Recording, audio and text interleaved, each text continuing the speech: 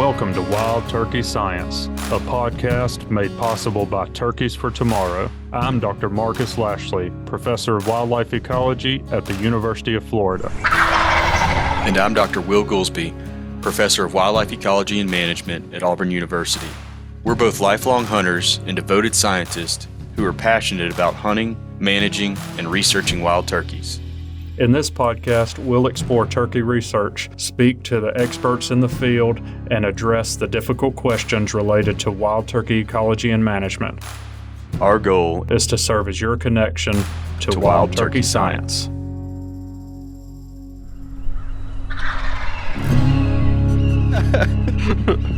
Gotcha. So I'm staring at a list of topics right now, and Marcus said we'll just go with whichever ones that I choose. So there you go. But I listened to that episode that launched last week. Oh, you did? I just finished it up today. And did you learn anything from it? Yeah, I mean, there were a few things that I'd forgotten we talked about, if that constitutes learning. But I thought it was a pretty good episode. It was the one on reflections over the past year and like our ambitions for 2025. Yeah. I remembered it. I was just kidding. Sure. I know. And then some folks may have missed it. If not, go back and give it a listen. It was a good one, I think. But anyway, but one of the things we did is, we solicited more listener feedback in that episode. Tell us what you want us to talk about. And a lot of folks did. And if you haven't already, please do. wildturkeyscience@gmail.com is probably the best way. So our producer, a lot of people, I was going to say a lot of people. A lot of people also, there's a link in our show notes every episode, and a lot of people have dropped comments in there as well. That's right. But yeah, she curates that for us and forwards them to us, so we do get those. And a lot of good feedback and a lot of questions. And so what we figured we would do today is just go through and start answering some of those questions. And so I've got a hodgepodge here in front of me. I don't know how many we'll get through. We probably got about 45 minutes today or so. But hopefully we'll get to a few of them. Yeah, I think it's a good time for Q&A. We haven't had one in a while. Yeah. And so Marcus has never heard any of these questions. And so the way I figured that we could handle it, I've already had time, obviously, to think through them and kind of formulate my answers. But I figured I would pose them to you cold. Oh, it's a reaction. So well, not a reaction. I mean, a reaction Q&A. You can react if you'd like. Well, but I would prefer, that's what you're saying. You're putting me on the spot. I would prefer you would react by answering. Well, I figured the reaction would be my answer. Right, but I guess I could, do a dance or something if you. Yeah. So, if you feel so inspired, please do dance. I think that would really draw up or inflate our YouTube audience. I doubt we could potentially monetize that. I doubt it. But so let's just get down to business. The first one that I got, I've actually had a few people reach out to me and ask similar questions, and I'm sure you have too. But it's related to the disturbance from the recent hurricane season, which was pretty bad and impactful. Like Helene in particular, a bunch of Helene people. For sure. So across the southeast and, went all the way up and caused significant damages as far north as North Carolina, is my understanding. In fact, I've seen I was up in Greenville around the Thanksgiving time, and I saw some storm damage that was still really obvious there. Yeah. So, what folks are asking is kind of like, how does this disturbance likely impact turkey ecology? And I even had another listener reach out recently, Chad James, who we've interacted with several times. He's a wildlife technician for South Carolina DNR, solid resource manager there. So shout out to Chad. And he was asking, how can we? And first of all, I want to acknowledge, the property damage and the injury to people and some of the fatalities and stuff that came from the hurricane. Obviously, all those things are horrific, but from an ecological perspective is kind of where we want to discuss this today. So I kind of wanted to talk about what would be the likely impact to turkey ecology? And then also in Chad's follow-up, he was asking, how can we kind of turn this around and make a silver lining out of it? Mm, So like, how can we potentially manage areas that have had this storm damage going forward in order to benefit turkeys? yeah. Was that a question to me, or uh, It was a am I supposed prompt. to Let's am I call it a supposed am I let's supposed to call it a react prompt. now? Let's call it a prompt. And then I do have some interesting data from a paper that kind of speaks directly to it. I think you probably know the one Mhm. I'm referencing, and we can start out with that one, or Yeah, I if you remember, Moskiki at all.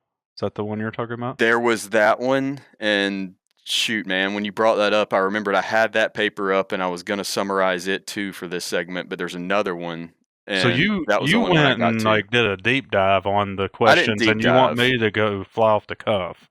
I see how this is going here. Yeah, sure, why not?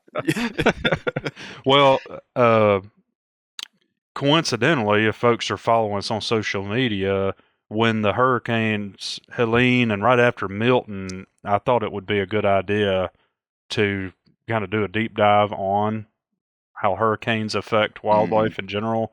And Yeah, of course, there is a fair amount of data across a bunch of species, yeah. and it's concentrated in the southeastern U.S., although that's Hmm. not the only place Yeah. that hurricanes are affecting people and wildlife. But uh, I ended up kind of focusing the video content. So this is on our YouTube channel. We'll link it if folks want to watch the whole thing. But I ended up focusing on deer and turkeys because that's what I care about and what people that are following our stuff generally care about. And I was pretty surprised based on the data with turkeys in particular.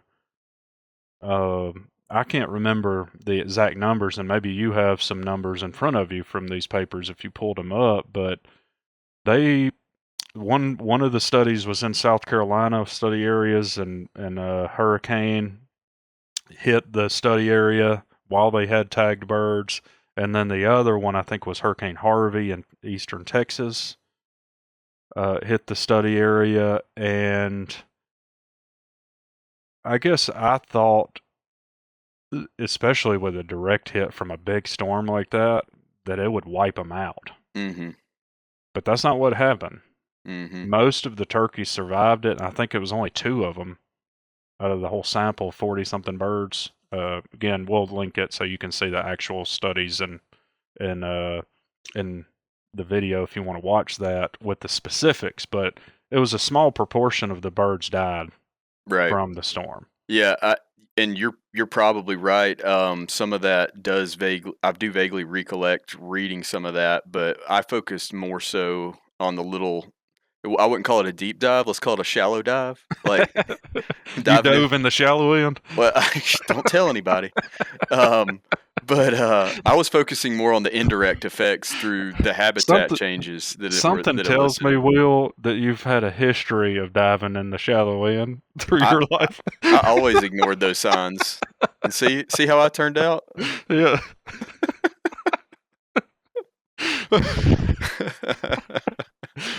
Yeah, sorry. Go ahead. No, you're good. I just dove into the indirect effects that it had through habitat changes. Yeah, I covered some of the same stuff in the video. I just Mhm. was kind of, most people when they ask me about it, and I get the question, I guess being in Florida fairly commonly because people are dealing with hurricanes on a Sure. yearly basis. Uh, I guess I kind of expected that from deer, Mhm. where they'll be fine, they'll just hunker down and be good. Mhm. Yeah. But I didn't expect that from turkeys, and it Yeah. seemed to be the case. Right.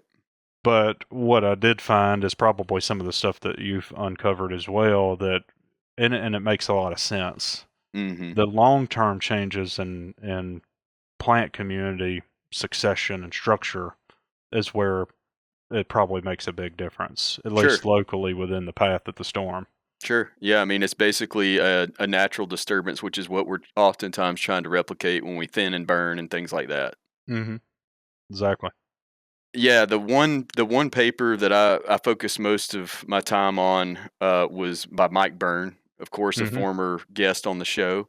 and they focused on the nesting ecology of turkeys in south central Louisiana, and that was an area that was impacted by Hurricane Gustav in the fall of 2008. And it was a pretty significant storm. It caused an estimated 30% reduction in canopy cover across the study area. And what was really interesting is that the following nesting season in 2009, they report was characterized by a higher than average nesting rate of 71% and a female, The nest initiation rate? yeah, a higher than average nesting rate. So apparently the nesting rate was well below 71%. It went Oh, up wow. That's pretty low. the next year. It is low. And then the success rate went up to 41%.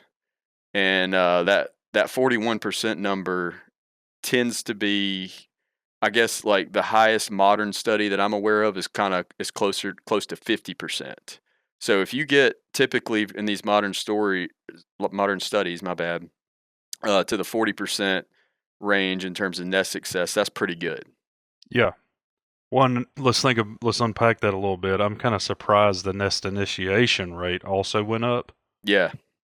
Um, so just to make sure that people are following us, because I know not everybody studies turkeys. Uh, the nest initiation rate is just the proportion of hens that try to nest. So some people may not realize that not every adult hen even attempts every year, That's right. and there's generally a proportion, and I would say more or closer to average from my recollection, be more in the 80% range. Does that sound right to Mhm. you? Mhm. But there are some places where the nest initiation rate is lower. Yeah. And I was kind of surprised that Louisiana would be one of those places, but I guess in a wetland context, that might make sense. Mhm. And the reason I'm saying that is because our Florida study has been in the 60s. Yeah. And that was also what Lovett Williams reported decades ago in the same populations. Yeah. So, apparently is lower in South Florida in the Osceola range at I least. didn't know that. I didn't know that about your study areas having that low of Yeah. a initiation Well, and rate. we dug in on that because that was concerning to me at Right. first, and we presented it, of course, to the working group this past year. And the graduate student Jana that was presenting, and I told her, I was like, man, I'm most concerned about that number because it seems very low. Mhm. So go and see if you can find what Lovett found, because his Right. study area was only like 30 minutes down the road from where Fish Eating Creek is basically right beside one of our major study areas. It's directly between the two actually that we're Mhm. working on down there. So it should be very similar, if it hasn't changed over time. So I just told her go and look and see if you can find what he found, and let's make sure ours isn't substantially different from what he found. And he Mhm. found down in the low 60s also. Interesting. So anyway, from what we surmised, and I think we'll probably do a deep dive on this, but there's not that much information on it from what I can tell. The hen condition is probably playing an important role there.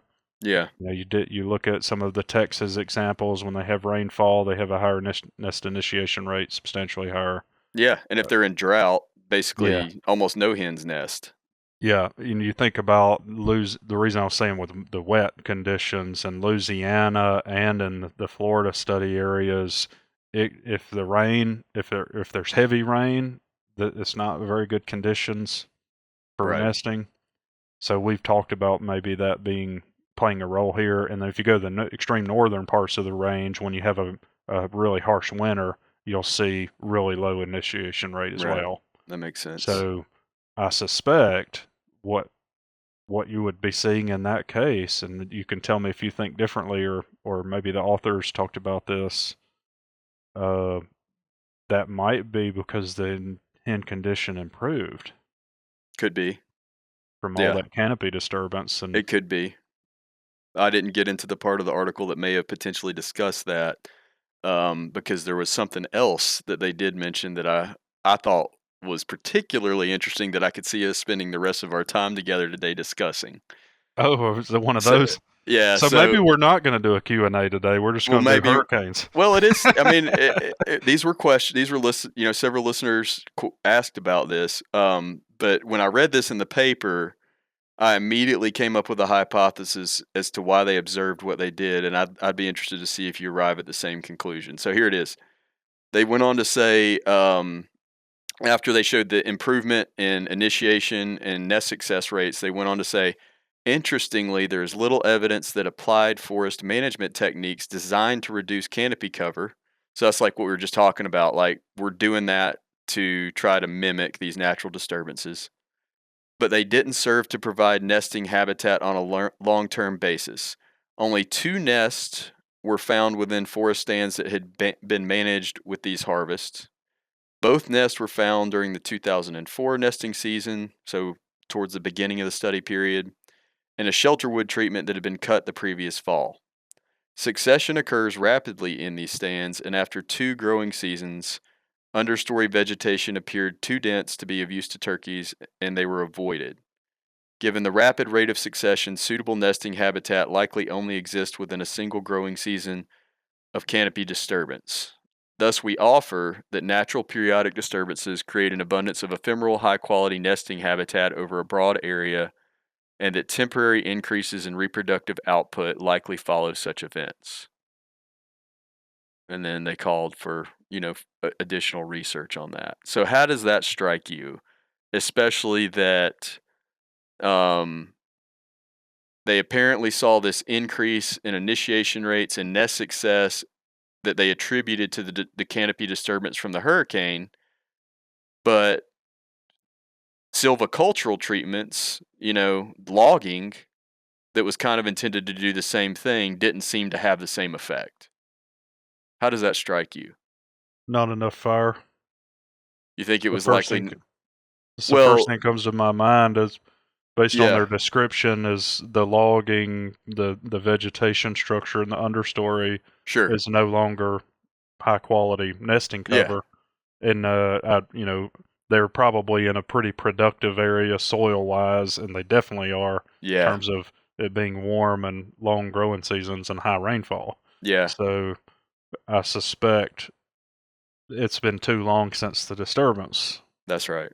Yeah, and fire would be the way. Of course, it may be in bottom one where fire isn't a part of it, but I kind of surmise from something you said they were talking about pine hmm. silviculture. Well, they said shelter wood, Oh, so well, I'm assuming it was that'd be hardwood. hardwood, yeah. Yeah, and there was a lot of bottomland hardwood on the site. Okay. Yeah. Yeah, so the firewood probably wasn't a part of that system. Yeah, well, I mean, there's no doubt that succession occurs rapidly. And they said after 2 growing seasons, it was too thick. On a hardwood site, I would expect it to get thicker faster than on a pine site. I mean, Mhm. you're gonna have sweet gum coming up in the understory that is gonna, be pretty dense cover, but not like a hardwood stand where you get a lot of coppicing immediately Mhm. after. So you really have to get fire in there in that situation. Yeah. The other thing that I was thinking about that kind of struck me when I read that is I wondered, I mean, we've talked about before, and then you made that video with Craig Harper, helped him produce that video where he went out and showed. No, no, no. Tennessee did that. I should give them the full credit on that one. They produced that video, that extension video showing where a lot of the hens in that study nested, right? Yeah. We have it housed on our Okay, channel, but that's they my did yeah, confusion. they Okay. did all of that. Okay. So I remember when Craig was going through that and talking about it, Dr. Harper, my apologies. Well, you don't call Um, me Dr. Lashley. that well, you know why I did that. And then that I remember when several of those sites, those hens oftentimes like to situate their nest next to some kind of woody backing, whether that Mhm. was, a large tree or maybe some down debris or something along those Or a lines. treetop. Yeah, and it made me wonder, like, did that all that what we would typically consider logging debris, but in this case, it's hurricane debris. It's just down woody debris. Mhm. Actually, create better nesting cover than we do through a typical logging operation where we clean a lot of that stuff up or even burn it intentionally. I did think about that as one, when you were telling me about the different things, I did think about what about all the downed woody debris? Yeah. But still, I mean, that's going to, and I could see that affecting nesting success, but Initiation. initiation rate? Yeah. That doesn't make much sense. Yeah. I'm sure we have some listeners that know why. Send us a message Yeah. if you've got ideas Yeah. on what's going on there. But I could definitely see the treetop part of Mhm. it, the downed woody debris, influencing nesting success. Sure. Yeah. You could also imagine a world where maybe some of the enemies of turkeys didn't fare very well. That's a good point. Although the data on tagged ones suggests they do just fine. Right. Well, here's another, I guess, counterpoint is a lot of that How a many lot counters are we at now? Counterpoint. a lot of that down woody debris would potentially, provide some cover for raccoons, Hmm. you know, and Or other alternative food sources, mesopredators. Yeah. but it also, be full of those Ips beetles or whatever. Yeah. It might be. Now we're getting far off. Yeah, we are. We're really getting in the weeds, but I do like your earlier point, because it's an important one to really emphasize is that we talk about fire rotations for different turkey related objectives a lot on here. And it's always important that, yeah, we'll throw out some baseline numbers as starting points in terms of fire return interval or fire frequency. But that's going to be highly dependent on where you are, the length of the growing season, and the soil fertility. Yeah. And areas where vegetation responds more rapidly, they're going to be on the more frequent end of that spectrum. In areas with lower soil fertility or shorter growing seasons, you may not have to disturb as often or burn as Hmm. frequently, in other words. Well, I know that I have talked on this specific topic in multiple occasions. I don't remember if it's been on this podcast or other ones or what. But people ask that question a lot, right? How frequently? What does my burn rotation need to be? But they're something along those lines, and I don't like to give one, Hmm. a specific one, and people hate that. And the way I've kind of thought of it over the years, and maybe this will help some people not be irritated when they don't get a specific answer, is I try to focus much more when I'm doing trainings or I'm working with a landowner or, in the classroom, whatever. I try to focus more on teaching people what is it supposed to look like and how does fire change the way it looks. Yeah. And most people have a pretty good handle on how fire can change the way it currently looks, but they, in my experience, don't have as good of a handle on what it needs to look like. Hmm. And if you know what it needs to look like and you know how fire affects the vegetation, then you can situationally adapt to use fire to meet your objective. But you have to Yep. know what you're looking for. Like, what is it supposed to look like? And then you can adjust within your property and your objective to cause it to look the way you want it to. And you know when you need to re-enter to do it again. Like I say, let the plants tell you when to burn. Exactly. Exactly.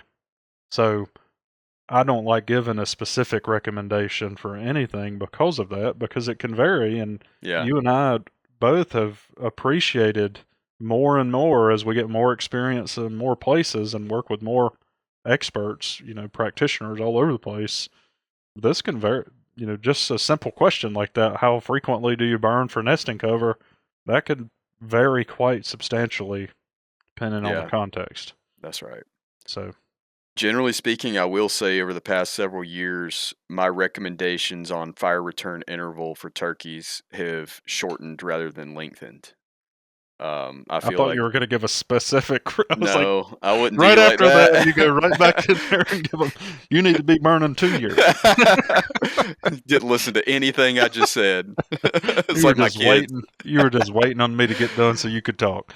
But I will say they have moved in the direction of shortening return intervals rather than lengthening return Hmm. intervals, and I think a lot of that Mine is has too. based on a lot of the published information that's coming out that shows that some Hmm. of the traditional return intervals, especially those that are targeted towards creating nesting cover, may have been a bit too long. Yeah. Well, it may go farther that direction here soon. Um, that was a hint for Yeah, anybody out there who didn't pick I it know up. exactly what you're alluding to. Um, well, I was reflecting for a second on why that has happened for me, Yeah, and I think part of it is because, especially earlier in my career during my graduate studies, a lot of my experience with fire was in really poor right, productivity regions, right.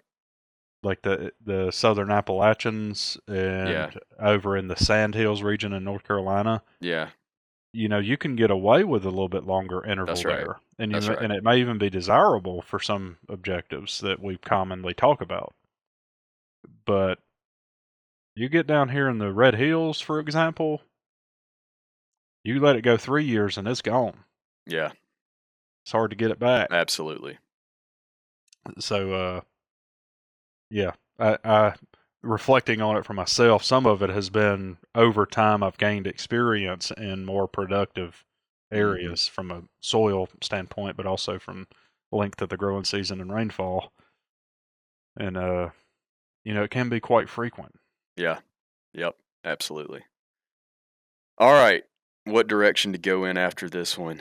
Um, Another before we leave that, I don't know if we necessarily put the hurricane thing to bed. right.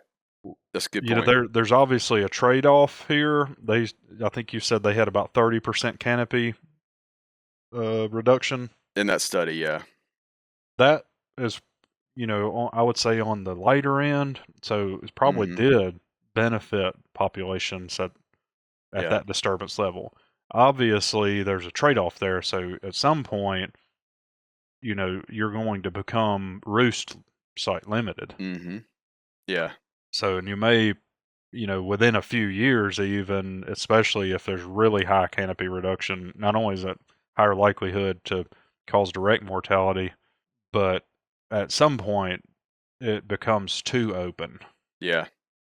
I'm glad you mentioned that because that is something that I've been thinking a lot more about from a turkey management perspective over the last couple of years is roost sites because and the reason that I've been thinking more about them is I have seen situations where they become limiting in the southeast. And prior to a Yeah, couple of years not because there ago, aren't trees, but because they're yeah. not usable trees, right? They're either not usable trees or I have seen a situation where there are usable trees if you're talking about, these are trees that are an adequate height and have large lateral branches, but turkeys are picky about where they roost, even in a landscape that's dominated by forest.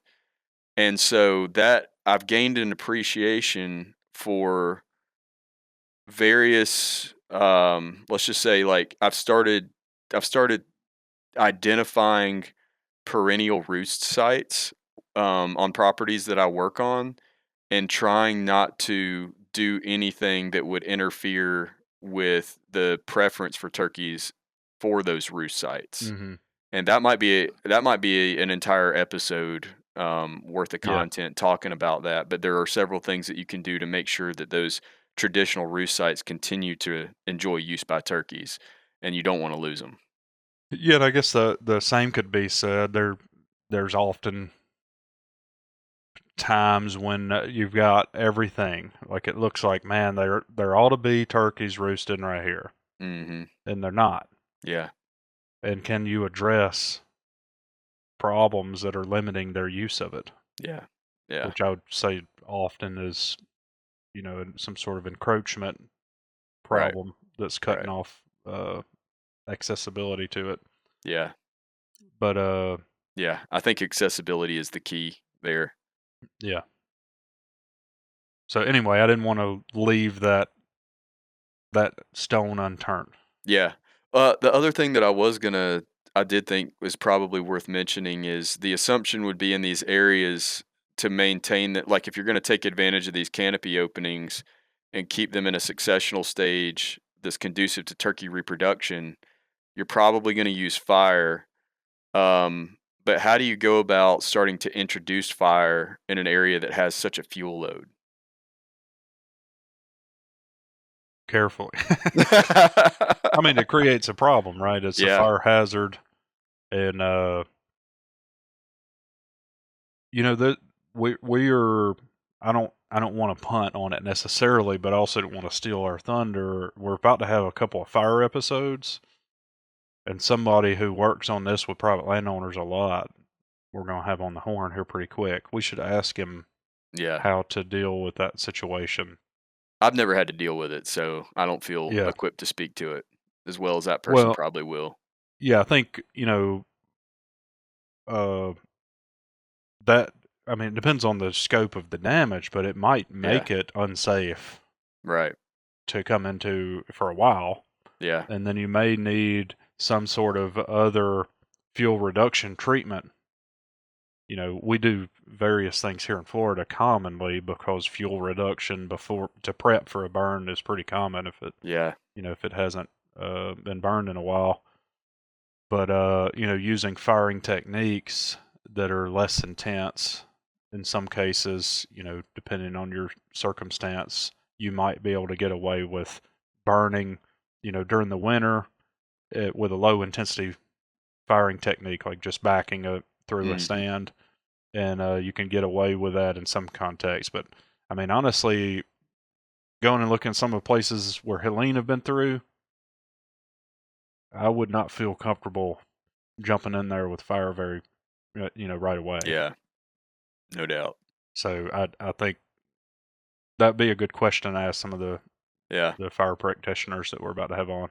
Yeah. It may be that you just have to wait, for a while for some of that stuff to rot, and Yeah, then or you probably. salvage logging, or Yeah. Well, obviously, something. if you can get that, that would be preferable, but it Yeah. may be that you just have to wait for some of that stuff to rot down and then recover that site with an herbicide treatment before you can start, because it'll Hmm. succeed, and get so dog hair thick by the time that stuff rots down that you'd have to go back in with a herbicide, spray it, restart it, and then you Yeah. enter back in with fire.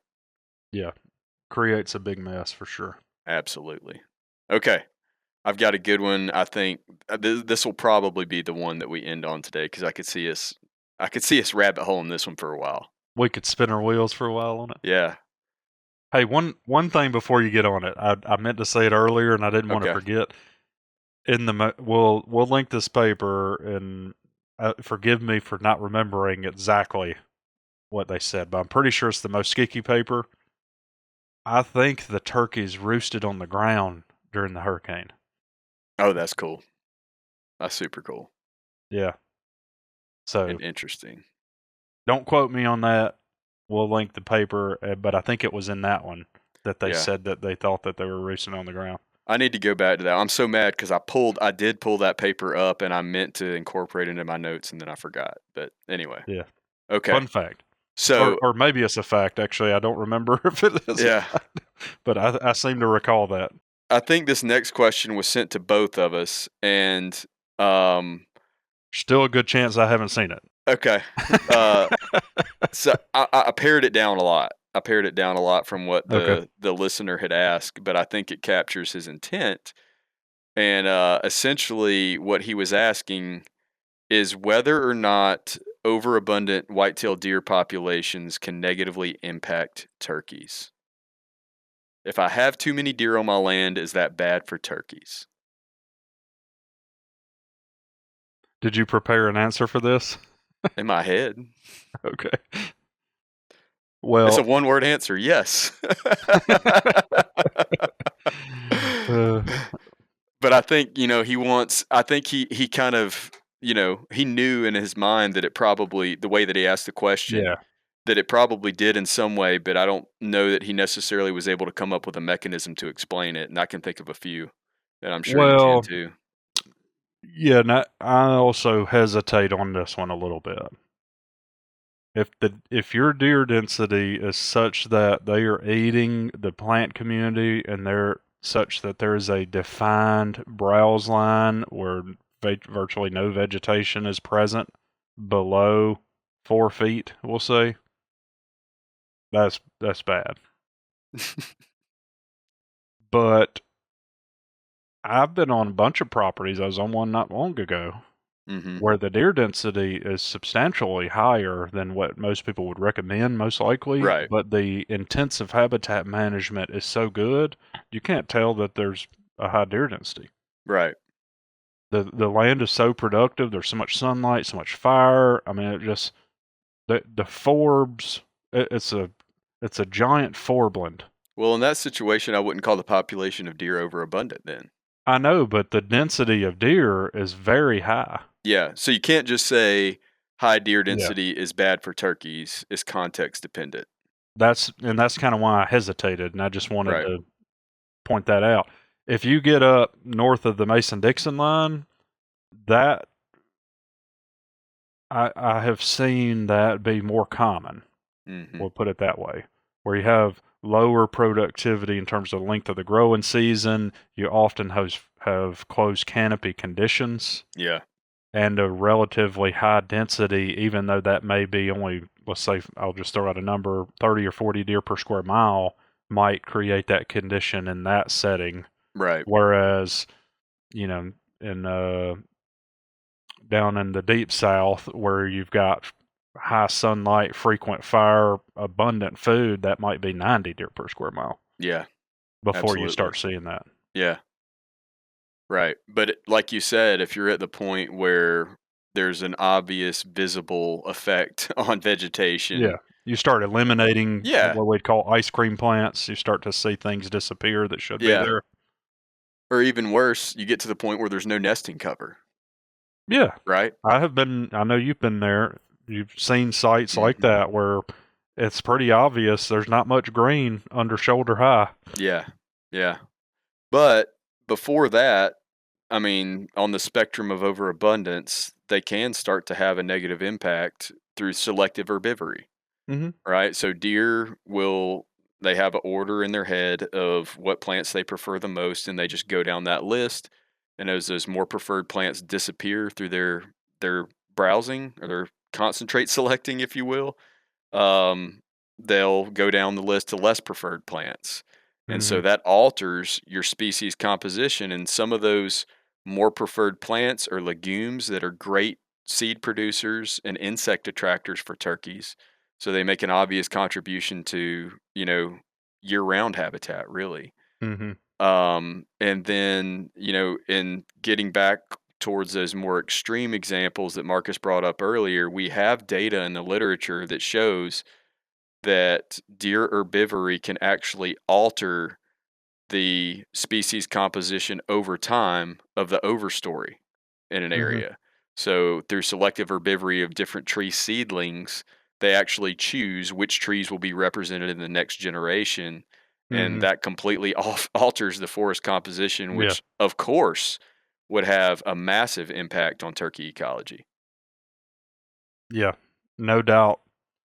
I'm I'm wondering how far we should go down this rabbit hole because there's actually another layer to this onion that I've been tinkering around with a lot. I don't know how familiar you are with it. I may not be. Let's peel it back because we've Yeah, got we haven't the main one of the main papers we haven't published yet, and yeah.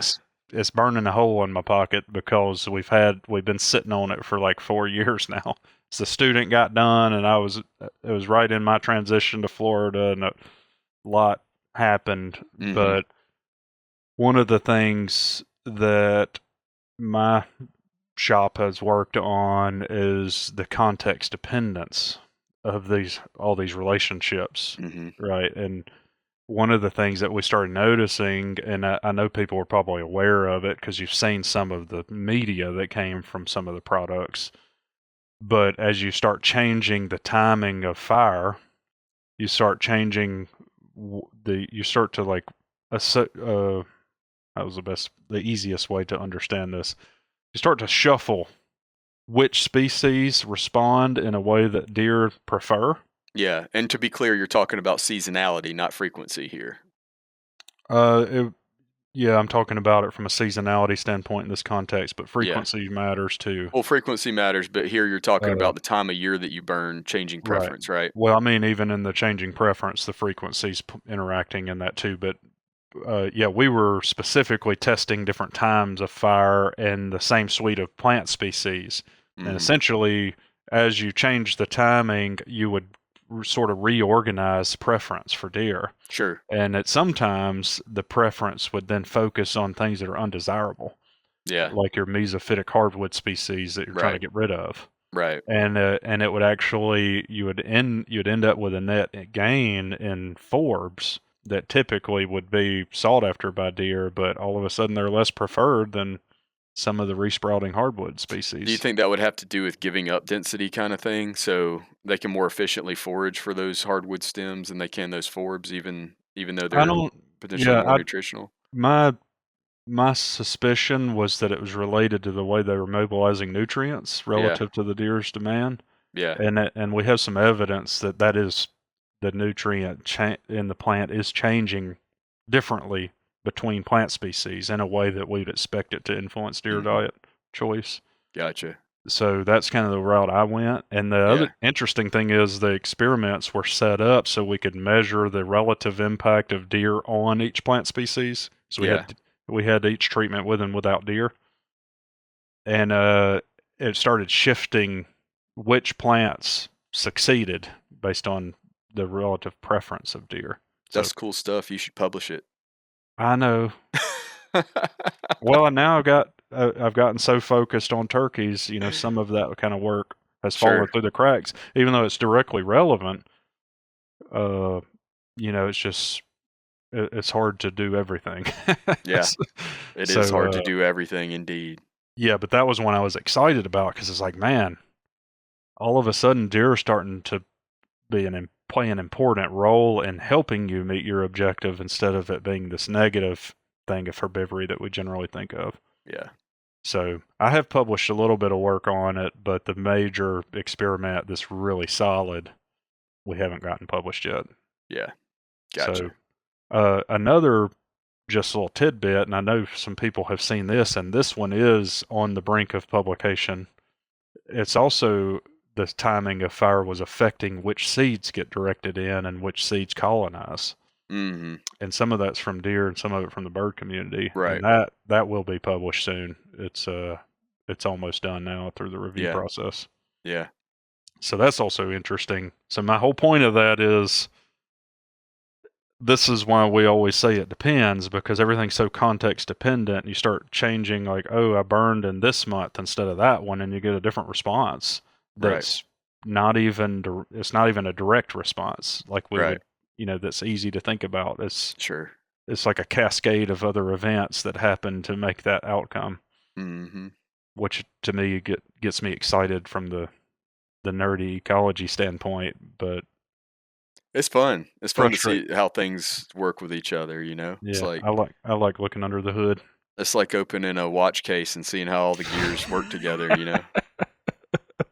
Yeah. It's my So analogy for the day. I can't get through a single episode without one. I know it.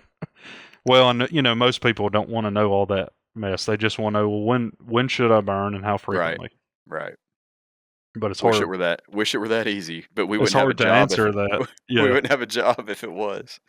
Well, and that, you know, the thing that bothers me about it is like you got this landowner over here in this particular context, and then this other one's in a different context, or may not Mhm. even spatially be that far away, and you give them both the same recommendation, and then they get different things from it.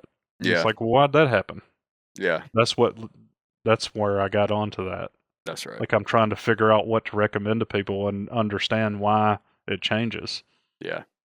with context. And sometimes it's because there's a different relative number of deer or different suite of bird species or something. Yeah. So anyway, I feel like you did get me on a wormhole there. That's fine. That's fine. You wanna wrap this thing up or, try to get into another question? Do you have any good hunts over the break or Well, I'll be honest with you, my hunting was pretty slow, Yeah, but I did get a new rifle, nice. and I do love it a lot. Did it meet your expectations? Oh yeah, Yeah, yeah, and I believe it's similar. It's at least the same brand and caliber that you have. I don't know if it's the same yeah, model. yeah. So Tika, Right. yours does not have a muzzle brake, does it? It does not. Okay. So yeah, I got a Tika 6.5 Creedmoor for Nice. Christmas, Yeah, and part of that I'm having some issues with my eye and yeah. recoil. I think I told Right. you about, and I was trying to find a way to decrease recoil. Yeah, So that's what I went with, and I did shoot a doe with it, and yeah. it did the job. Nice. I've Yeah, been really happy with mine. yeah. So it drives tax for sure, Yeah. and it Well, decreased the recoil to something I feel comfortable with. yeah. So I have been out for deer one time this season, but Really? yeah, but I've been chasing feathers, man. Yeah. And I've really been yeah, Well, yeah, so yeah. The other day you told me you were going woodcock hunting, don't yeah, weren't and I'm you? going again next week too. Look Yeah. at you. Yeah, so I'll just tell the story about that. Been doing a little duck hunting too. But yeah, I'd never been on a woodcock hunt. And I haven't been on. I've got a friend, Dylan Thomas, and he's a former student of ours from several years back that I've stayed in touch with, and he he has started a business actually training bird dogs. He's great at it, but of course he has a mess of his own too. And he's gotten into chasing woodcock with his short hairs um, because there's not, obviously there's not a ton of wild quail hunting opportunity. I mean, I've gone quail hunting with him with those dogs too, Mhm. but woodcock are definitely more readily accessible. We got a place right down the road we can go. But anyway, so I'll tell the story. We were going to go last week, and I was going to take my lab puppy too. I've got a. I don't think I've even talked about her on the show before, but she's 10 months old, and I've been working with her as a retriever. But I was just going to take her along. We were just going to do some work in the woods with her, just kind of getting her out. We didn't expect anything of her in the woodcock woods, but I wanted to just get her out and put her through her paces somewhere that she wasn't used to. But so my daughter knew that I was taking the lab, and she was off school, so she really, really wanted to go. And I told her, it was like the end of the day, getting her ready for bed and stuff like that. And I was like, nah, I don't think you should.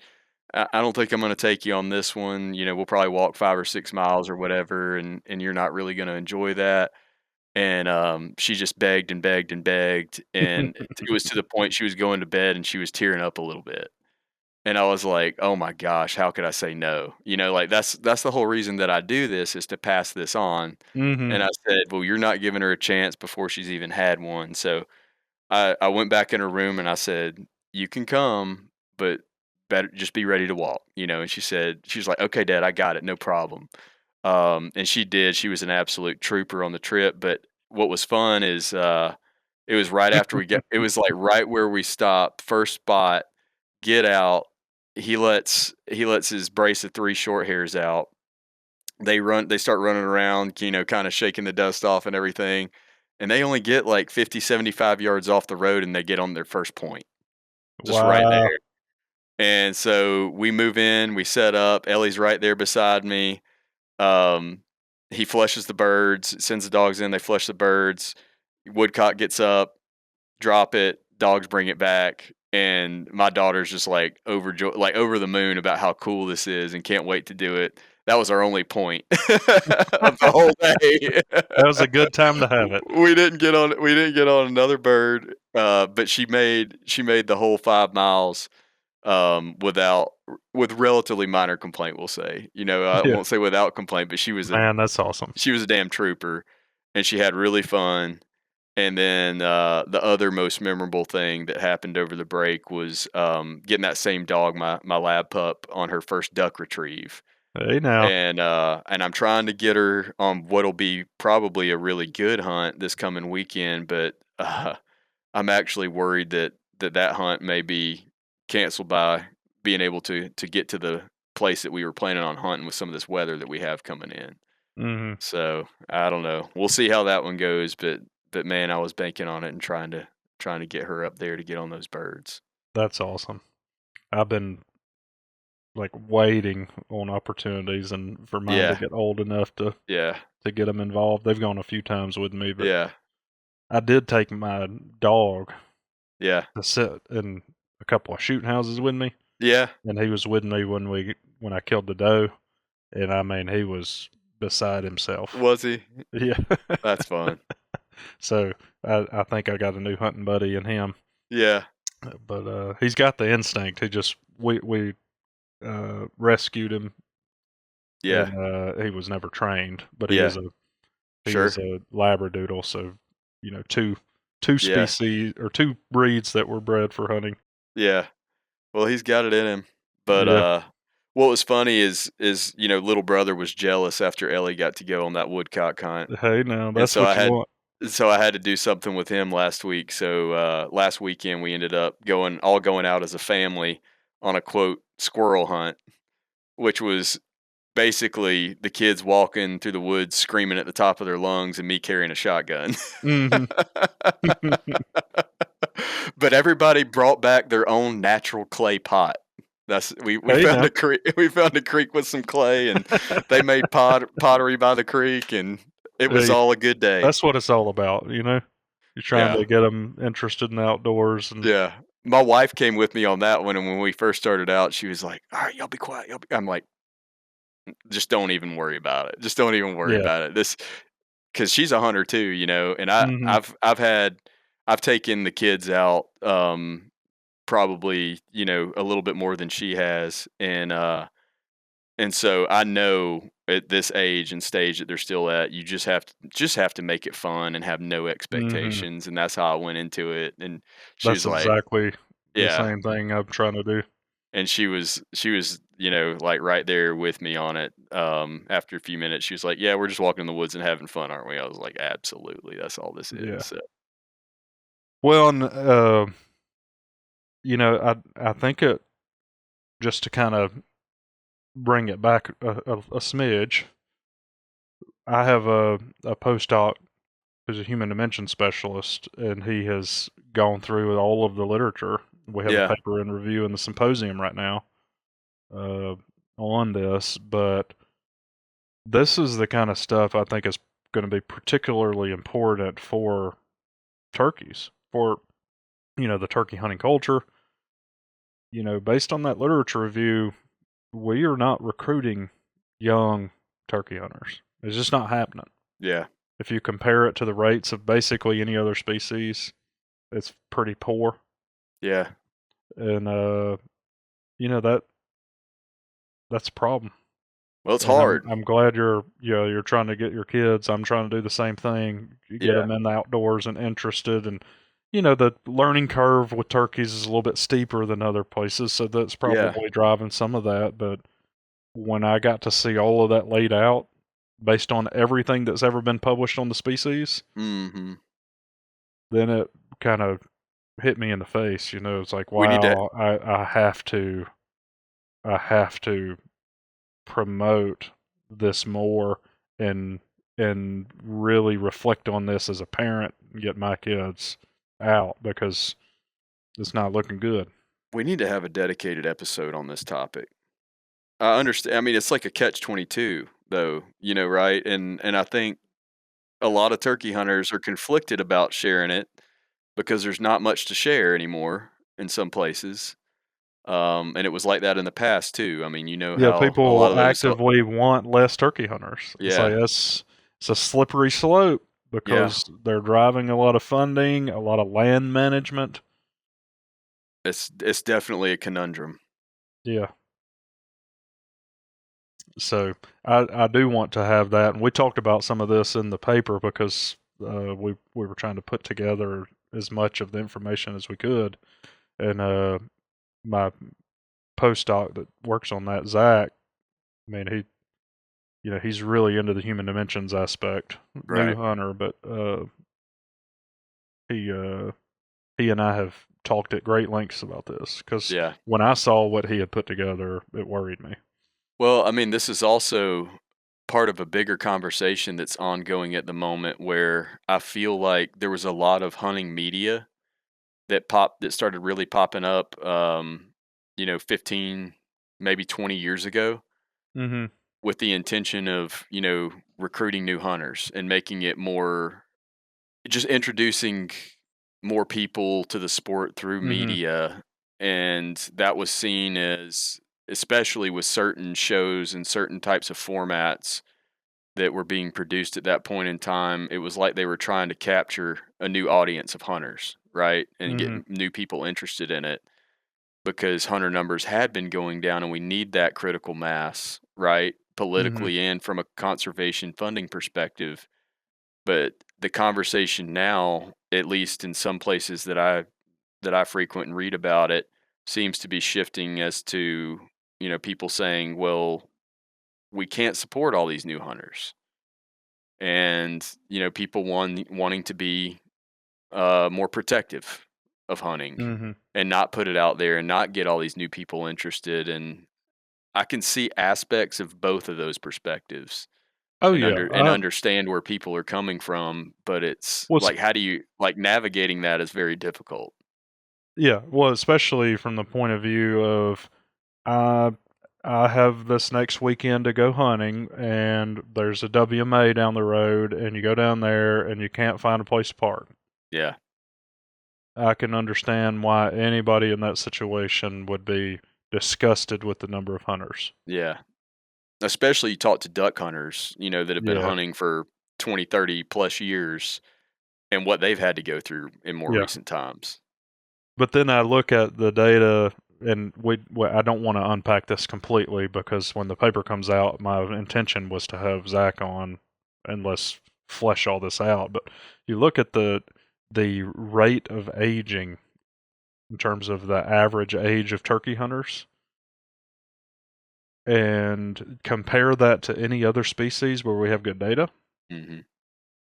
They're not aging in a 1-to-1. So in other words, it's not like every year the average age is 1 year like older, Yeah, yeah, but it's not that far from that. yeah, Like where the average age of turkey hunters is getting old fast yeah, relative to other species yeah, at a rate that I was like, what's the end game here? right. Yeah.